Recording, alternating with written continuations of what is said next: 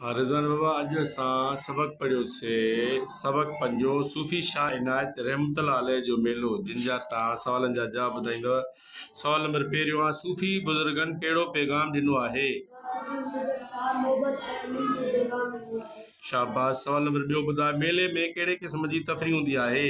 मेले में उन्हनि शाइस्ता सरकत झूला, मिठाइनि ऐं रांदीगरनि जा दुकान सजाया माण्हुनि खे तफ़रीह फ़राहम कई वेंदी आहे। शाबाश। सवाल नंबर टियों ॿुधायो, सूफ़ी शाह इनायत रहमतुल्लाह अलैह हारिन जे हक़नि लाइ कहिड़ो पैगाम ॾिनो? सूफ़ी शाह इनायत शहीद हारिन जे हक़नि लाइ पैगाम ॾिनो, जो खेड़े सो खाए जो इनकलाब जो नारो ॾिनो। शाबाश। सवाल नंबर चौथों आहे, सूफ़ी शाह इनायत रहमतुल्लाह अलैह जी शहादत वक़्तु ठटे जो गवर्नर केरु हो?